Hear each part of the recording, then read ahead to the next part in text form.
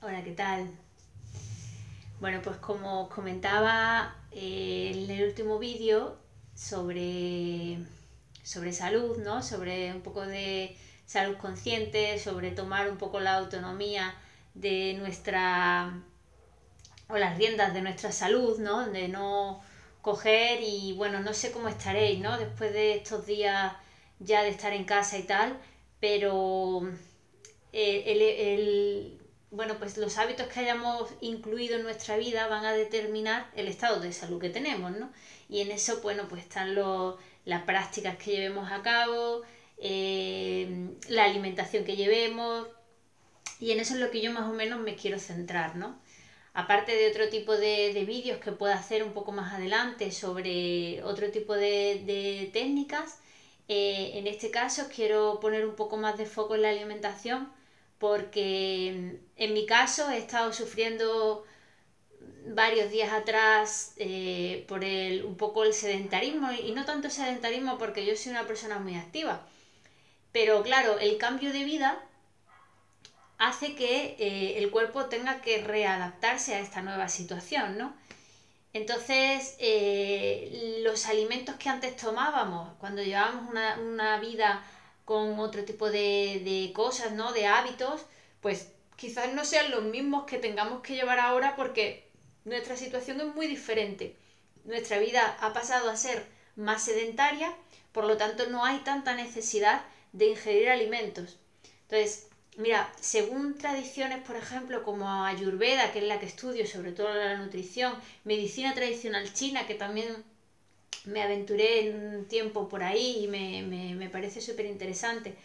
Todas estas corrientes coinciden en lo mismo, comer poco, comer poca cantidad, que no sean alimentos refinados, evitar el azúcar y cuidar de nuestro intestino. O sea, vuelvo ahí, ya pueda estar o ser la persona que más practica yoga, como es mi caso, que es un hábito que llevo en mi día a día, yo me levanto y lo primero que hago es mi práctica y tal, pero si yo no llevo una alimentación coherente con el ritmo de vida y con la situación vital que tengo en este momento, me va a costar trabajo realizar la práctica y me va a costar trabajo estar sana. Entonces, volviendo al tema un poco resumen, porque este vídeo lo estoy haciendo como presentación para luego pasaros un par de recetas de fermentos, ¿no? Que podemos hacer fácilmente en nuestra casa y que bueno, que nos va a ayudar a tener una flora intestinal sana, sobre todo porque mirad, hay estudios ya hechos, ¿no? Que relacionan la parte del cerebro, ¿no? Que tenemos con los intestinos. Es decir, nuestra salud emocional no se encuentra tanto en la mente, sino en el intestino. ¿Y eso de qué va? O sea, cuando nos levantamos un día y nos encontramos tristes, no creáis que eso es algo fortuito, que nace así de la nada y que, bueno, que es circunstancial. No. O sea, somos los responsables de nuestro estado emocional. Y para eso lo que yo tengo que hacer es llevar conciencia a lo que como. Entonces, si sois practicantes de yoga, lo que genera el yoga, entre otras cosas, es que fomenta el elemento éter, el espacio en nosotros, ¿no? Pero si ese espacio que yo genero con una práctica profunda de meditación o con una práctica energética de yoga, sea lo que sea, cual sea la práctica o el camino que haya escogido, va a generar espacio si realmente lo hago de forma consciente. Bien, pero si en ese espacio yo ahora me hincho de comer refinados, lácteos y demás productos que ensucian el organismo, de nada me está sirviendo. De nada. Entonces, ¿qué indicadores puedo tener yo de decir, ¿y cómo sé si yo tengo una flora intestinal sana o no? ¿No? Es como lo puedo ver. Bueno, pues hay muchos síntomas. El cuerpo nos habla a través de los síntomas, es su lenguaje. no podemos callar esos síntomas tomándonos una pastilla, porque entonces estaríamos callando esa expresión natural de nuestro organismo. Entonces nuestro cuerpo, si yo siento que llevo unos días con estreñimiento, o mis digestiones son muy pesadas, o hay inflamación, me siento inflamada, ¿no? Muchas veces no es que estoy gorda, tal, no es que estoy inflamada por lo que como y cómo lo como. ¿Hay algún tipo de alergia que se esté manifestando en estos momentos? Intolerancia a algún tipo de alimento, colitis o candidiasis, todo eso tiene que ver con el intestino. Igual, estados mentales como estados de mucho cansancio mental, ¿no? Es como, es letargo, ¿no? Es la palabra. Eso igual viene de una mala salud intestinal.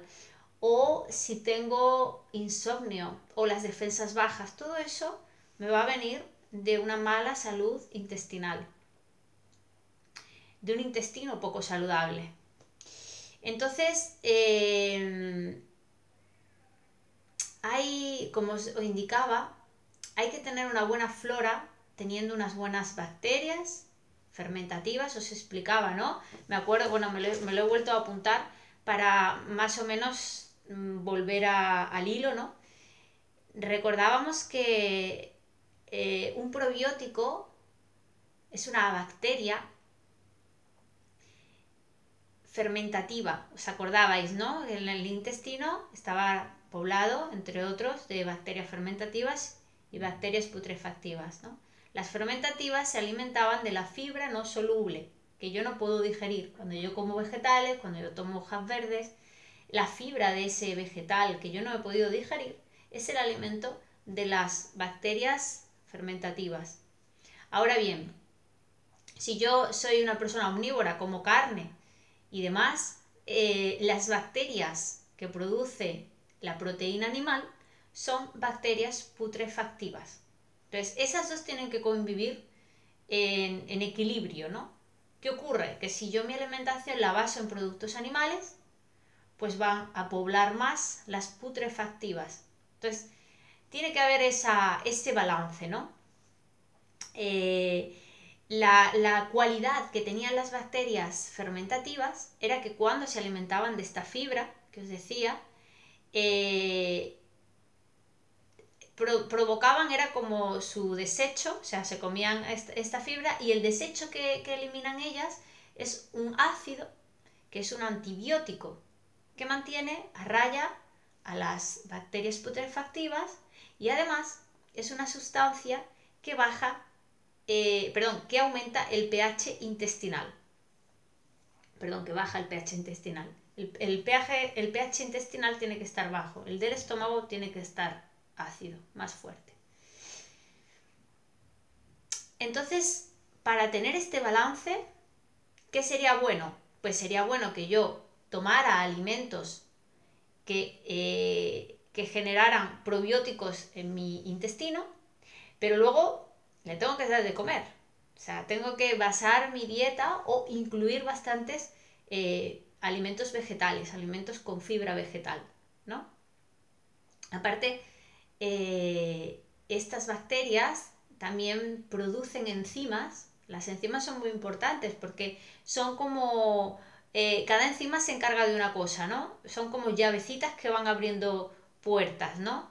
Tienen dos funciones, una es digerir y otra es neutralizar, y es muy importante que tengamos enzimas que nos ayuden a digerir los alimentos. Por ejemplo, en la boca está la enzima que se llama tialina, que es la responsable de hacer más pequeñitos los hidratos de carbono para que podamos digerirlos. En el estómago también, o sea, tenemos en cada espacio de nuestro cuerpo hay enzimas que se encargan de neutralizar y hacer más pequeñitas las sustancias para que la podamos digerir. Bueno, pues estas bacterias probióticas también generan enzimas en nuestro organismo, ¿vale? Y lo más importante, nuestro sistema inmune se encuentra en el intestino, ¿vale? Entonces, para aumentarlo, tengo que aumentar la flora fermentativa. Es muy importante. Evitar.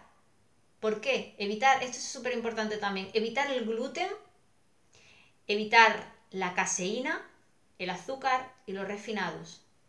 El gluten, la caseína, el azúcar y los refinados hacen que las paredes del intestino se hagan transparentes y toda la toxicidad de esos alimentos pase al torrente sanguíneo. Entonces, cuando en la industria nos venden la leche, que eso es importante, lo que a nuestro intestino no es capaz de digerir es la caseína, que es la proteína de la leche, ¿vale? Eso hay que tenerlo en cuenta. Entonces, vamos a aumentar los alimentos vegetales, vamos a aumentar los alimentos fermentados. Ahora os voy a pasar una receta por escrito. Y, o sea, vamos a aumentar en resumen los probióticos, que son las bacterias, y vamos a aumentar los prebióticos, que es el alimento de las bacterias, ¿vale? De esta manera yo tendré un intestino saludable, yo tendré un sistema inmune fuerte, yo tendré un estado de ánimo más tranquilo de forma generalizada, porque la serotonina, la dopamina, todo esto se genera en el intestino si está bien, ¿vale? Por lo que si no está inflamado, si no tengo pues problemas en el intestino, todo esto pues va a estar bien. Entonces, pues más o menos esta era la presentación que os quería hacer. Y bueno, espero que os sirvan estas dos recetitas y bueno, ya iré haciendo un poco más de vídeos sobre este tipo de alimentación. Y también quiero empezar a hablar sobre alimentación pero energética. En eso estoy yo especializada, entre comillas. Ahí enfoqué mis estudios hace tiempo y ahí sigo, ¿no? Entonces, tiene mucho que ver con el yoga y tiene mucho que ver con el estado de conciencia. O sea, si yo empiezo a cambiar mi estado de conciencia por las prácticas que estoy haciendo, de forma automática empieza a cambiar la forma en que me alimento. Entonces muchas veces no tenemos una guía o no tenemos cómo empezar, ¿no? A mí me pasó y de ahí que empecé la formación. Y nos ayudan pequeñas cositas, ¿no? Pequeñas cositas, ¿por dónde empiezo? Bueno, pues empiezo por aquí. Si tomo, por ejemplo, carne y no las quieres dejar, no la dejes, pero ten en cuenta esto que te digo de aumentar la fibra y aumentar los alimentos vegetales, no solamente en ensaladas. Podemos hacernos platos buenísimos de hojas verdes como espinacas, como acelgas,